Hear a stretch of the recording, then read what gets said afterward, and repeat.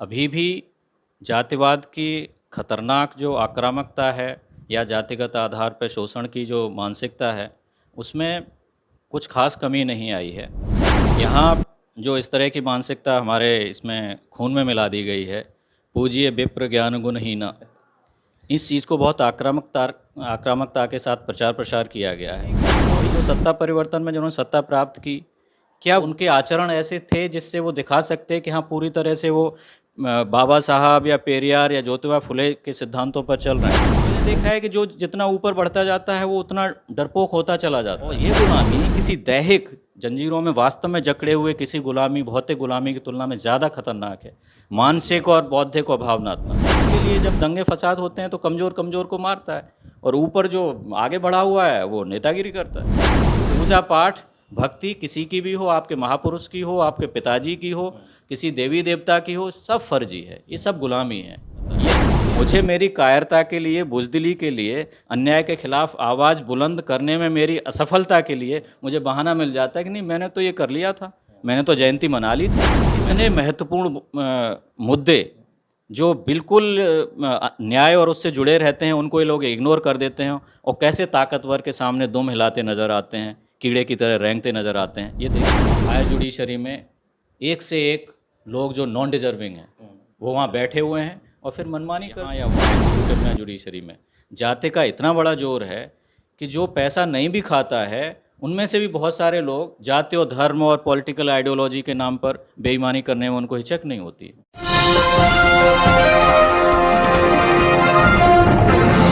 साथियों नमस्कार, मैं हूं नीरज पटेल और आप देख रहे हैं नेशन जनमत। इस समय मेरे साथ बिहार पुलिस में अपर पुलिस महानिदेशक पद पर तैनात अनिल किशोर यादव जी हैं।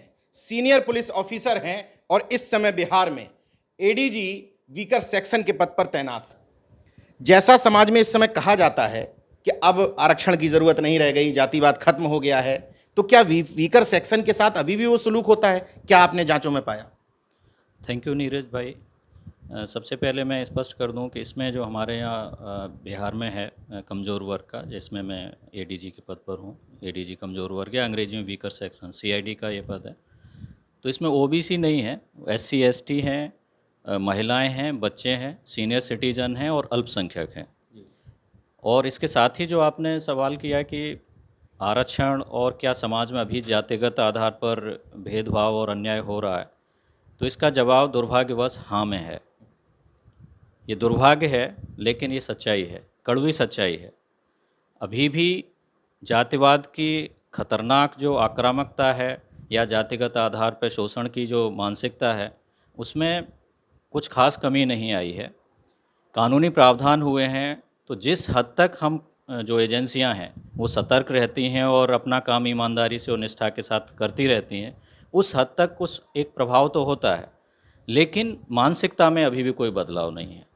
एक लॉजिक दिया जाता है कि पद मिल गया तो उसके साथ जाति खत्म हो गई या जातिवाद खत्म हो गया, ऐसा दिखता है क्या? नहीं, बिल्कुल नहीं। यहाँ जो इस तरह की मानसिकता हमारे इसमें खून में मिला दी गई है, पूज्य विप्र ज्ञान गुणहीना, इस चीज़ को बहुत आक्रामकता के साथ प्रचार प्रसार किया गया है।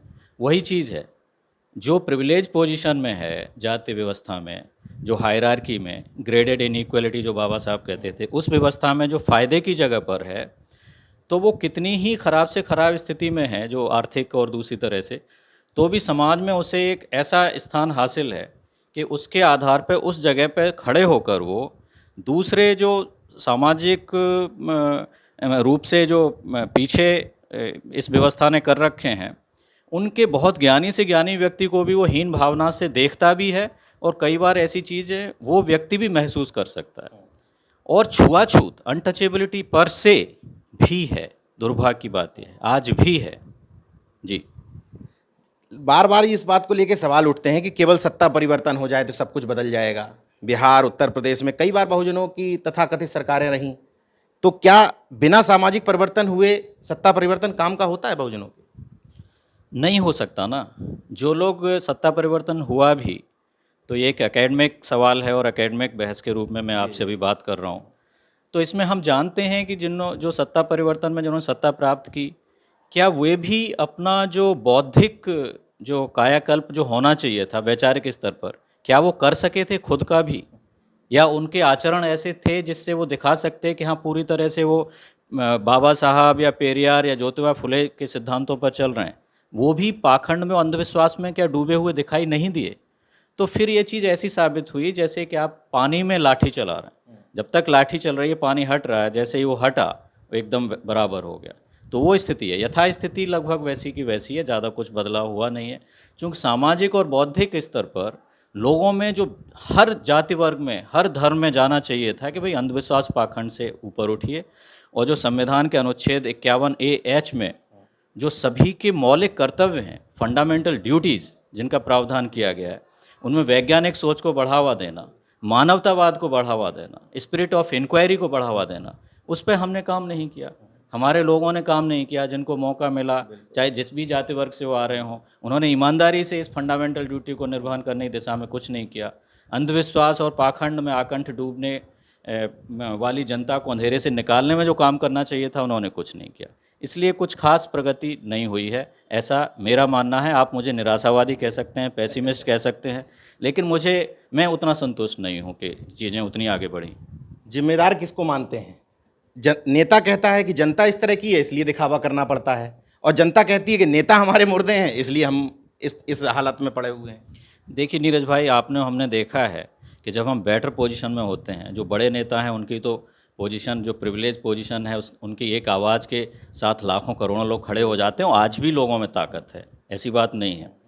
तो जनता पर ज़्यादा दोष का हिस्सा डाल देना ये जायज़ नहीं है। नेता का मतलब है नेतृत्व करना। बिल्कुल, ज़्यादा जिम्मेवारी हम ही लोगों को लेनी होगी, और नेतृत्व चाहे वो पॉलिटिकल नेतृत्व हो या बौद्धिक नेतृत्व हो, जो आप कर रहे हैं या दूसरे लोग कर रहे हैं।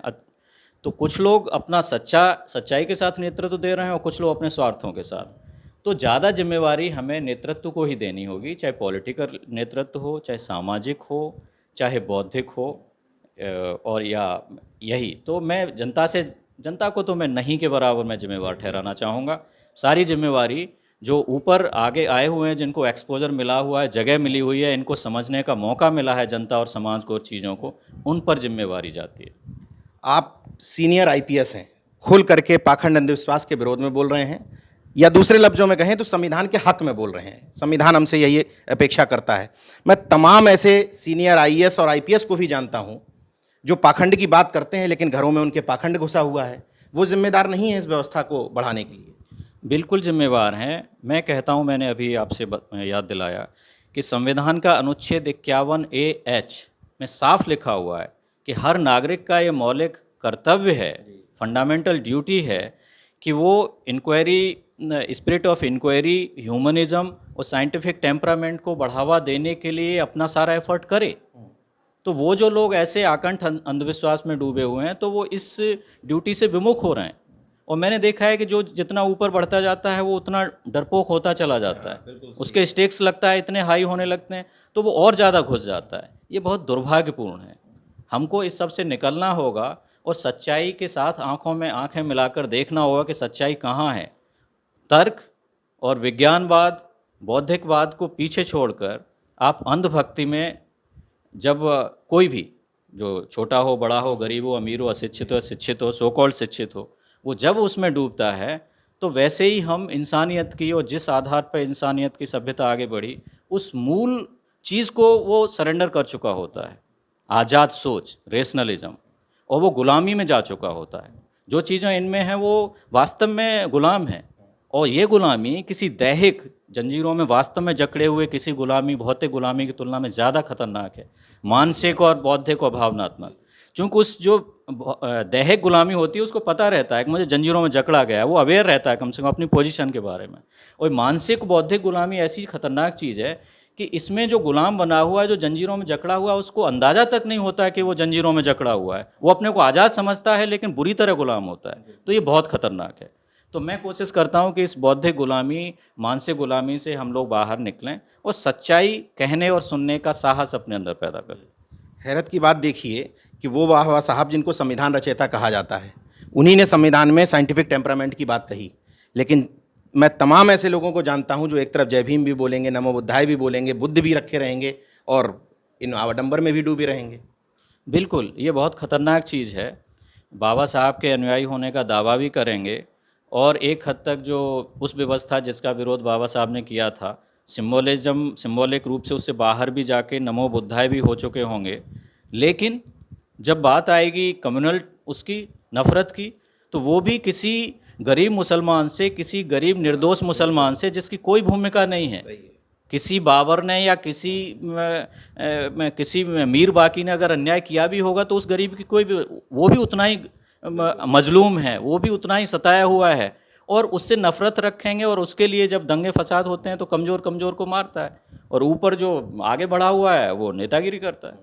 तो ये चीज़ बड़े अफसोस की बात है कि हम फिर भी भाई भाई बराबर है। हिंदू मुसलमान सिख ईसाई किसी में कोई अंतर नहीं है। अगर कोई अंतर है तो शोषक में और शोषित में है, पीड़ित में और पीड़क में है। ये चीज़ हम नहीं समझना चाहते, वो देख के मुझे अफसोस होता है। पूजने और आस्था रखने की जो परंपरा है, पहले अपने नेताओं को, पहले देवी देवताओं राजा रानी माना, फिर देवी देवताओं की तरह पूजा, महापुरुषों को अब पूजने की परंपरा शुरू हो गई है। कुछ दिन में मुझे लगता है कि बहुजन महापुरुषों के जो आडंबर से दूर थे उनके मंदिर ना बनने लग जाएं। कहीं कहीं लोगों ने शुरू भी कर दिया है, और ये बड़ा आसान होता है लोगों के लिए। उनके रास्ते पर चलना, अमल करना वो वाकई मुश्किल होता है, उसमें असली हिम्मत चाहिए। ये लोग कायरता, बुज़दिली और गुलामी का रास्ता हम लोग खोज लेते हैं भक्ति के नाम पर। बस हमने ये कर दिया, चंदा दे दिया, उनका ये मंदिर बन गया या फिर पूजा कर दी, हम अपनी जवाबदेही से मुक्त हो गए। किसी मजलूम के साथ, किसी के साथ जुल्म हो रहा है, किसी के साथ अत्याचार हो रहा है, उसके खिलाफ हमें भी आवाज़ बुलंद करनी चाहिए थी। उस जिम्मेवारी से हम भागते हैं। ये कायरता है, गुलामी है। मैं इससे पूरे तौर पर असहमत हूँ। हमें पूजा किसी की करने की ज़रूरत नहीं है। वैचारिक रूप से हमें मजबूत बनना है, और निष्पक्ष रूप से, वस्तुनिष्ठ रूप से, ऑब्जेक्टिव तरीके से हमको तर्क करने की अपने अंदर सलाहियत पैदा करनी है। पूजा पाठ भक्ति किसी की भी हो, आपके महापुरुष की हो, आपके पिताजी की हो, किसी देवी देवता की हो, सब फर्जी है, ये सब गुलामी है। ये आज़ाद नागरिक का या किसी आज़ाद व्यक्ति की निशानी नहीं है। इसीलिए मुद्दा मर सा गया है हमारा। बिल्कुल बिल्कुल, वो नेपथ्य में चला जाता है। मैंने बताया ना कि बहाना मिल जाता है। मुझे मेरी कायरता के लिए, बुज़दिली के लिए, अन्याय के खिलाफ आवाज़ बुलंद करने में मेरी असफलता के लिए मुझे बहाना मिल जाता है कि नहीं, मैंने तो ये कर लिया था, मैंने तो जयंती मना ली थी, मैंने तो प्रतिमा के लिए, मैंने उनकी मूर्ति के लिए ना इतना पैसा दे दिया था, मैंने कर्जा भी लिया था नीरज भाई से, 10,000 मैंने दे दिया था, मैं जिम्मेवारी से मुक्त हो गया। अब मुझे वो करेज, वो हिम्मत कि क्या ज़रूरत है कि मैं मैदान में उतरूं और कहूं कि इसके साथ अन्याय किया है, और किसने अन्याय किया है। पुलिस ने किया है तो पुलिस जवाब दे, किसने किया है वो जवाब दे, ताकतवर ने जवाब दे, तो उससे मैं बच जाता हूँ। बहुत आसान है। कॉरपोरेट मीडिया की भूमिका, वो तो आप बेहतर जानते हैं क्या क्या नाम उसको दिए गए हैं। लेकिन ये देख के वाकई किसी भी निष्पक्ष व्यक्ति को, वो किसी भी जाति वर्ग और किसी भी आइडियोलॉजी से आता हो, पॉलिटिकल आइडियोलॉजी या धार्मिक आइडियोलॉजी से, कोई निष्पक्ष व्यक्ति होगा और जो ह्यूमनिस्ट होगा, मानवतावादी होगा, उसको देख के वाकई अफसोस होगा कि कितने महत्वपूर्ण मुद्दे जो बिल्कुल न्याय और उससे जुड़े रहते हैं, उनको ये लोग इग्नोर कर देते हैं, और कैसे ताकतवर के सामने दुम हिलाते नज़र आते हैं, कीड़े की तरह रेंगते नज़र आते हैं। ये देख के बहुत दुख होता है। आप समाधान की तरफ बढ़ते हैं, क्या इन तमाम समस्याओं का हल क्या दिखता है आपको?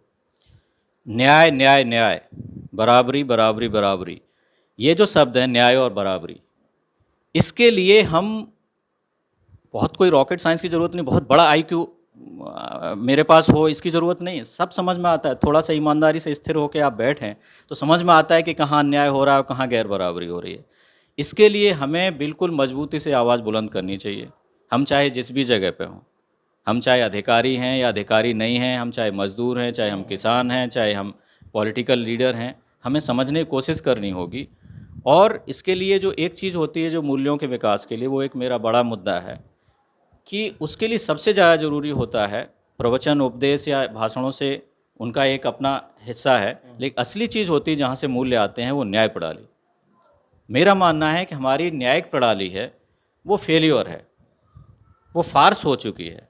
उसमें आमूलचूल परिवर्तन की ज़रूरत है, जिससे हम बिल्कुल सही, अकाउंटेबल और ट्रांसपेरेंट तरीके से दिखा सकें कि क्या स्याह है, क्या सफ़ेद है, black is black, white is white, कौन सही है, कौन गलत है। ये बड़ा एफिशिएंटली और टाइमली मैनर में और अकाउंटेबिलिटी के साथ दिखाने वाली व्यवस्था की ज़रूरत है। तो इस मुद्दे पे बहुत बड़ी बहस देश में चलने की ज़रूरत है। जैसे एनाहिलेशन ऑफ कास्ट बाबा साहब अम्बेडकर का है, उस पर बहस की ज़रूरत है। जाति का विनाश हो, कैसे हम लोग एकजुट होकर आगे बढ़ सकें, वो वैसे ही जस्टिस डिलीवरी सिस्टम हमारे देश का है। इसमें आमूल चूल रेडिकल बुनियादी परिवर्तन जिससे अकाउंटेबल, एफिशिएंट और ट्रांसपेरेंट हो सके, इसके लिए हमें बहस चलाने की ज़रूरत है और इसमें सुधार की बात कहने की ज़रूरत है। लोअर जुडिशरी में परीक्षा के माध्यम से जाते हैं, हायर जुडिशरी में डायरेक्ट ले लिए जाते हैं, तो कॉलेजियम सिस्टम अपने आप में एक वैसा नहीं है जैसे किसी का बेटा चुन लिया गया, किसी का वो चुन लिया गया, मतलब एक उत्तराधिकारी वाली परंपरा टाइप के लगता है। जाति जन्म के आधार पर होती है, वो सबसे बड़ा आरक्षण है और दुनिया में सबसे भयानक आरक्षण है हमारे ही यहाँ है, जिसमें मेरिट का ज़्यादा रोल नहीं है। यहाँ आपने कोई आरक्षण दिया भी है तो उसमें भी फिर कंपटीशन होता है, लाखों करोड़ों लोग उधर भी उसके अंदर भी compete करते हैं सर्टेन चीज़ों के लिए। ये चीज़ बहुत ही ओपेक है, बिल्कुल ट्रांसपेरेंट नहीं है। और हम जानते हैं, आप जानते हैं व्यक्तिगत तौर पर कि भाई हायर जुडिशरी में एक से एक लोग जो नॉन डिजर्विंग हैं वो वहाँ बैठे हुए हैं और फिर मनमानी करते हैं।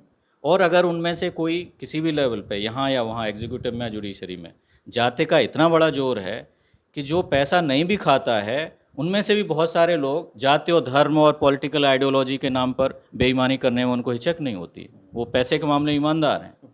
तो ऐसी भी चीज़ें हैं। तो ये सारी चीज़ों की जड़ में हमें साथ में जस्टिस डिलीवरी सिस्टम ऐसा हमारा ट्रांसपेरेंट हो, अकाउंटेबल हो, एफिशिएंट हो, इसके बारे में भी हमें बात करना और देश में बड़े लेवल पे बहस शुरू करना ज़रूरी होगा।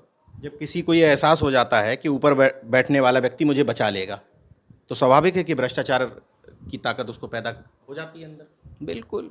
और बेशर्मी से लोग करता है मदद, बेशर्मी के साथ अपनी से संबंधित लोगों को बचाने के लिए आड़े आ जाता है। सब लोग गवाह है, हम आप रोज़ देख रहे हैं।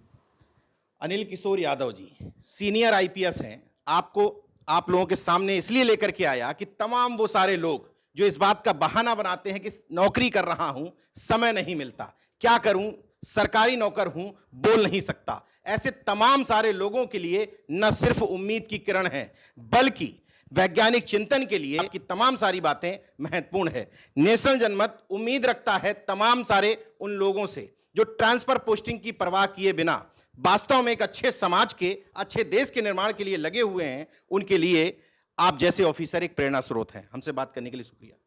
Thank you so much Neeraj भाई। जय हिंद। देखते रहे नेशनल जनमत, जागरूक और सजग बने रहिए। जय विज्ञान, जय संविधान।